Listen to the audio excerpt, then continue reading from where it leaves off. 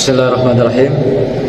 Assalamualaikum warahmatullahi wabarakatuh. Alhamdulillahirabbil alamin. Wassalatu wassalamu ala asrafil anbiya wal mursalin wa ala alihi wa ashabihi ajma'in. Allahumma shalli ala sayyidina Muhammad wa ala ali sayyidina Muhammad wa ala alihi wa sahbihi wa barik wa sallim ajma'in. Amma ba'du. Yang saya muliakan para tuan guru, ustadz dan ibu-ibu, bapak-bapak jamaah serta anak-anakku santri, santriah yang dimuliakan Allah. Kembali kita melanjutkan ngaji kita pada salat zuhur pada siang hari ini, melanjutkan kajian sebelumnya. Hari ini kita masih meneruskan surah Al-An'am ayat 109 dan akan kita sambung 110 karena dua ayat ini saling berkaitan antara keduanya dan punya konteks yang bisa saling menjelaskan. Hadirin berbahagia, sebelumnya Ustadz kita telah menyampaikan tentang kajian surah Al-An'am ayat 108 dan atau juga sebelumnya, di mana di sana telah disampaikan bagaimanakah dakwah yang harus dilakukan oleh seorang dai, seorang mubalighah kepada kaum kafir dan kaum musyrikin. Diingatkan pada ayat sebelumnya bahwasanya jangan pernah ketika berdakwah itu mencaci maki dan memojokkan mereka dari kalangan kafirin dan kaum musyrikin ini. Mengapa? Kata Allah, karena mereka ini orang-orang yang istilahnya sangat jahil di hadapan Allah Subhanahu wa taala. Jadi kalau orang jahil itu lengkap di dalamnya. Ditambah lagi jahilan jahula. Nah, itu lebih lengkap lagi. Sudahlah dia bodoh, tidak mau menanggapi pengetahuan agama dan Al-Qur'an atau pesan-pesan Allah, tidak mau belajar. Sudah itu menutup lagi, matanya ditutup, telinganya ditutup, hatinya ditutup. Jadi lengkap pada mereka ini, jahilan jahula. Jadi mereka sudahlah jahilnya kebangetan gitu, berlebihan. Nah maka itu pada orang-orang seperti ini tidak perlu kita memojokkan mereka, menyudutkan mereka dan mendiskreditkan mereka dengan kata-kata yang sifatnya mencaci maki, merendahkan apa yang mereka sembah dan juga apa yang menjadi Tuhan-Tuhan mereka. Inilah diingatkan Allah pada Rasulullah dan kepada para sahabat yang telah menerima wahyu waktu itu dan berdakwah kepada kaum kafir, musyrik dan orang-orang yang ingkar, tidak mau mendengar himbauan yang telah dituangkan melalui wahyu Allah itu. Karena kalau nanti mereka dicaci maki, dipojokkan, direndahkan, misalnya pada saat itu sahabat ketika berdakwah menyampaikan, ngapain kamu nyembah berhala, ngapain kamu nyembah api, ngapain kamu nyembah barang-barang yang tidak jelas itu, kepala kerbau, kepala sapi, kepala onta, tulang-tulang digantung kemudian disembah gitu. Nah itu tidak boleh saudara, dilarang. Karena mereka jahula, benar-benar jahil. Jadi mubazir kalau disampaikan hal demikian, mereka bukan malah mau menerima nanti apa yang disampaikan, kata Allah, tapi malah mereka balik melawan, akan mencaci maki Tuhan kamu pula. Jadi kalau kita mencaci maki Tuhan mereka, berhala-berhala itu, api-api yang mereka sembah, mereka akan balik melawan.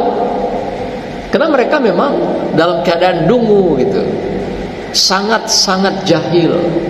Ini kata Allah. Jadi dikasih apapun pada mereka, mereka tidak akan pernah merubah sikapnya. Tetap saja mereka akan menyembah Tuhan-Tuhan mereka yang berupa sesembahannya itu. Nah, inilah yang diingatkan Allah dalam ayat yang lalu yang telah disampaikan oleh Ustaz kita. Nah, sekarang 109 lanjutan dari ayat ini, yang mana bunyinya adalah Bismillahirrahmanirrahim. Wa aqsamu billahi jahda aimanihim la in ja'athum ayatul la yu'minuna. Nah, ini ada nunnya ditasdik ini. Nun ini membuktikan kekentalan mereka, kesungguhan mereka. Ayatul la yu'minunna biha.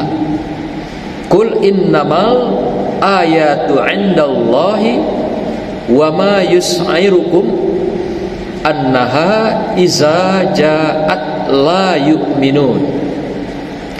Dan mereka bersumpah, kaum kafir dan musyrikin ini, dengan nama Allah, dengan segala kesungguhan, bahwa jika datang suatu mukjizat kepada mereka, pastilah mereka akan beriman kepadanya.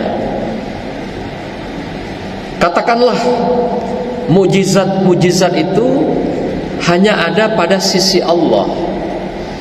Dan tahukah kamu bahwa apabila mukjizat yang berkenaan dengan ayat-ayat Allah itu sekiranya datang, mereka tidak juga akan beriman kepada Allah.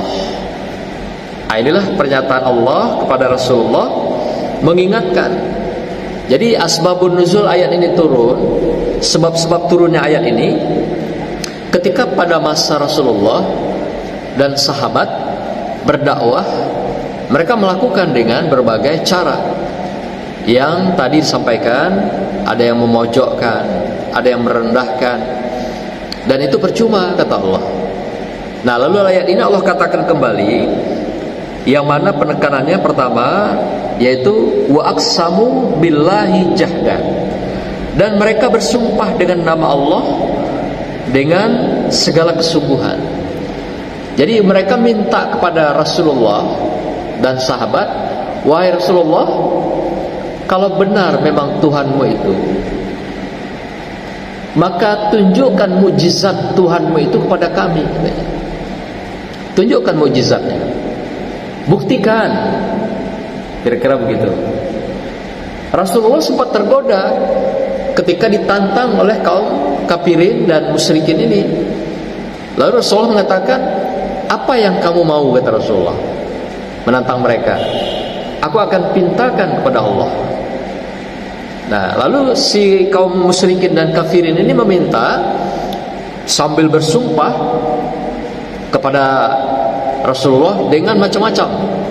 Demi Allah, pokoknya kami akan ikut beriman kepada Allah kalau bisa menunjukkan bukti-bukti kebenaran Allah itu. Apa yang kamu minta, kata Rasulullah. Lalu dikatakan oleh kaum kafirin ini, kami minta coba didoakan, rubah itu bukit Safa menjadi bongkahan emas, kata kaum kafirin dan musyrikin ini. Nah, kami bersumpah, kalau itu bisa kau rubah bukit Safa itu menjadi emas, kami bersumpah demi Allah akan beriman kepada Allah. Macam-macam cara dia membujuk Rasulullah Sallallahu Alaihi Wasallam. Nah, maka itu dikatakan berikutnya dari ayat ini, lanjutannya, aimanihim lain ja'athum ayatal la yu'minuna.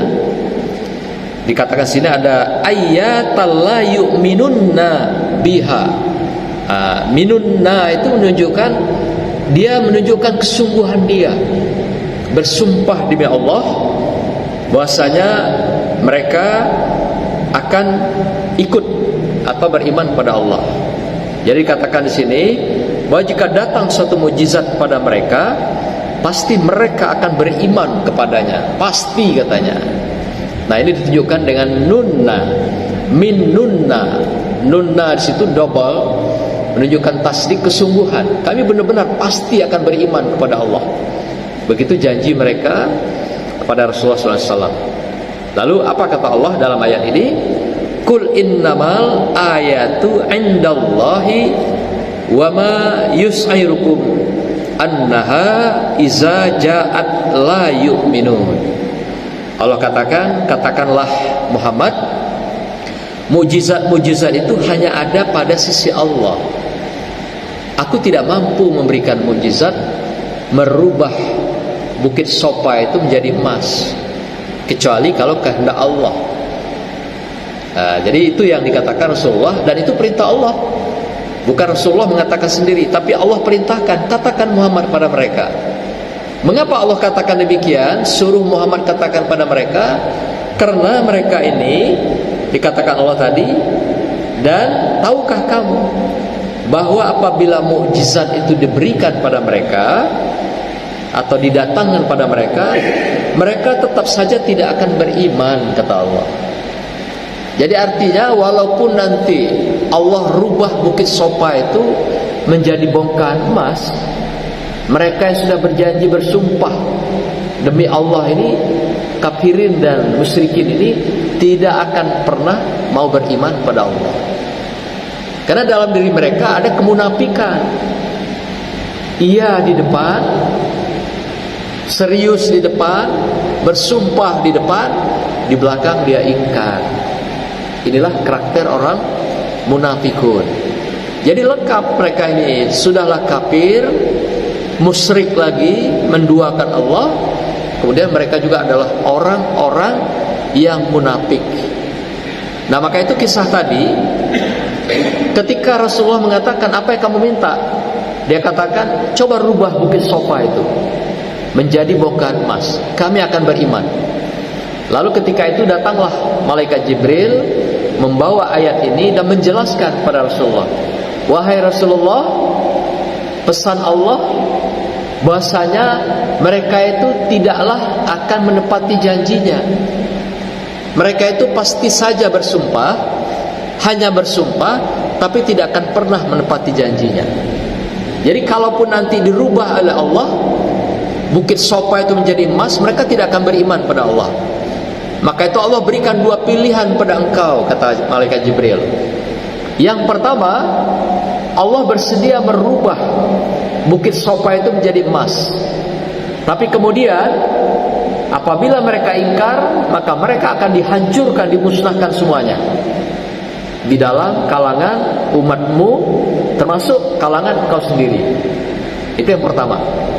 Jadi kalau mereka nanti ingkar, setelah Allah rubah bukit Sopa yang menjadi emas, akan dihancurkan semua, engkau dan semua generasi yang hidup pada saat itu. Atau yang kedua, Allah berikan pilihan pada Rasulullah. Allah berikan masa tangguh. Allah tidak merubah bukit Sopa menjadi emas, tapi biarkan saja mereka nanti menunggu kesadaran. Satu ketika mereka akan sadar kembali kepada Allah dan akan beriman kepada Allah Subhanahu wa taala.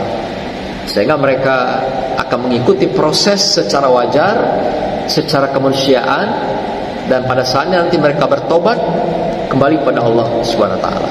Nah, silakan, kata Jibril, engkau pilih dari dua pilihan itu. Allah berikan tawaran pada engkau ya Rasulullah, mau yang pertama atau yang kedua. Dan Rasulullah setelah beristighfar menyatakan, ya Jibril, sampaikan pada Allah, aku minta yang kedua saja.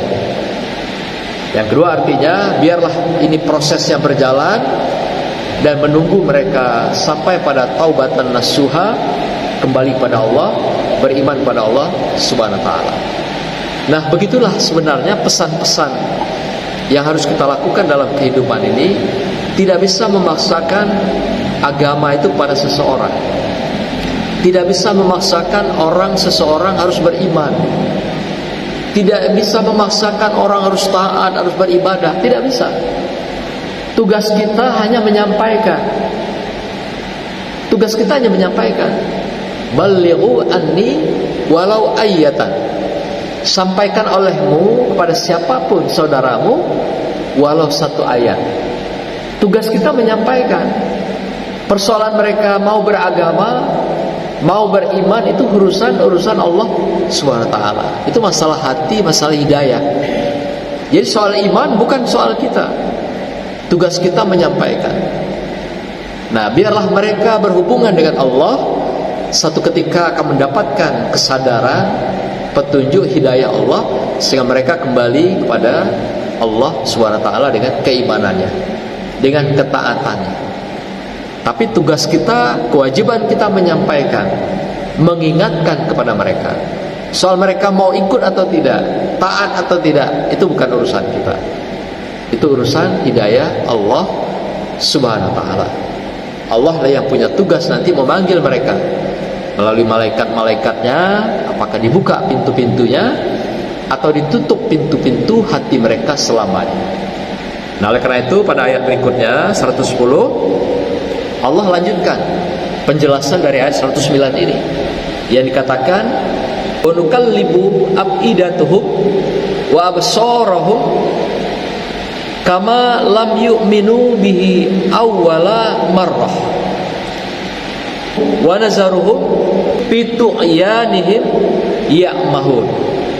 Dan begitu pula kami memalingkan hati dan penglihatan mereka seperti pertama kali mereka tidak beriman kepada Allah SWT dan juga pada Al-Quran, dan kami biarkan mereka bingung di dalam kesesatan. Nah, maksud ayat ini menjelaskan kembali dan memperjelas kepada Rasulullah Sallallahu Alaihi Wasallam, mereka yang telah diberikan kesempatan bertaubat, kembali kepada Allah, beriman pada Allah dengan kesadaran, mau hidup dengan Al-Quran, hidup dengan fatwa dan juga berbagai hadis sunnah Rasulullah, atau mereka tetap di dalam kesesatannya. Maka dalam konteks ini mereka ternyata setelah dibiarkan Rasulullah, mereka tetap menutup hatinya, tetap menutup penglihatannya. Karena mereka menutup hati mereka, Allah tambah lagi tutup hati mereka. Karena mereka menutup penglihatannya, Allah tambah lagi dimantapkan ketertutupan penglihatannya. Karena mereka tutup telinga mereka, Allah mantapkan lagi, lebih ditutup lagi telinganya. Nah, oleh karena itu Bapak Ibu sekalian, sebaliknya, barang siapa menutup kebaikan, Allah tutup juga kebaikan itu dari hatinya gitu. Barang siapa menutup seseorang akan ketaatan beribadah pada Allah, Allah akan tutup juga. Mereka tidak mau taat dan tidak mau beribadah pada Allah, malah dimantapkan kejahilan mereka itu. Nah, oleh karena itu kita tetap berdoa. Sekira belum mendekat sepenuhnya pada Allah, maka itu ada jalan kita beristighfar pada Allah. Ya Allah, sekarang aku mungkin belum sempurna ketaatan di ibadah kita, dan kita minta bangunkanlah kesadaranku ya Allah, agar kita didekatkan selalu dengan ketaatan ibadah pada Allah. Sekira kita masih jauh dengan Allah, kita minta didekatkan selalu hidup bersama Allah. Sekiranya kita jauh dengan Al-Quran, kita berdoa agar tetap didekatkan, dihidupkan bersama Al-Quranul Karim di dalam kehidupan kita. Jangan pernah mengabaikan doa-doa itu. Demikian juga apapun permintaan kita terhadap keluarga kita, anak-anak kita, rezeki kita, kesehatan kita, jangan pernah berhenti berdoa, berharap hidup kepada Allah. Seperti orang musyrikin tadi, kafirin tadi, mereka mengabaikan, meninggalkan Allah dan Rasulullah, malah menutup hati mereka. Maka Allah tambah ditutupkan hati mereka itu lebih mantap lagi. Nah, maka itu kita diminta oleh Rasulullah, jangan pernah berhenti berharap dengan Allah, jangan pernah berhenti berdoa dengan Allah, jangan pernah berhenti meminta apapun pada Allah, keampunan, kehidupan, keselamatan, ketenangan, kedamaian, dan sebagainya. Dan apa resikonya kalau ketika mereka menutup kebenaran-kebenaran itu, menutup ketaatan-ketaatan itu, menutup keimanan-keimanan, ketakwaan itu? Allah katakan mereka akan akan merasakan kebingungan, kata Allah. Mereka akan bingung dalam hidupnya, seperti orang linglung gitu, tidak tahu arah kemana tujuan, tidak tahu arah kemana melangkah. Jadi ternyata ketika orang meninggalkan Tuhan Allah dalam hidupnya, meninggalkan Rasulullah, meninggalkan Al-Quran, mereka akan bingung, kata Allah. Nah, oleh karena itu Bapak Ibu sekalian, ketika kita sedetik saja meninggalkan Allah dalam hidup kita, kita akan merasakan kebingungan itu, merasakan keresahan, merasakan kegelisahan. Apa itu maknanya? Itu adalah jalan-jalan yang ditunjukkan kesesatan oleh syaitan di dalam kehidupan kita. Maka itu jangan pernah kita hentikan zikrullah dalam hidup kita. Minimal ya Allah, ya Allah, ya Allah, bismillah, la ilaha illallah, istighfar. Agar apa?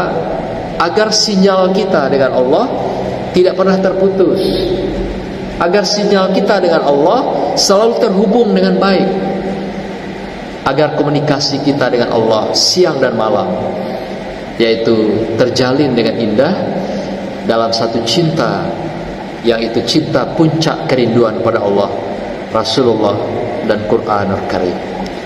Ketika kita melepaskan zikir ini, melepaskan solat-solat kita, melepaskan Al-Quran kita, Bapak Ibu boleh rasakan, kita pasti menjadi orang bingung dan linglung di dalam kehidupan. Dan itu memang Allah ciptakan. Siapa meninggalkan Allah dan Rasulullah, siapa meninggalkan Al-Quran, diberikan linglung dan bingung. Ini janji Allah.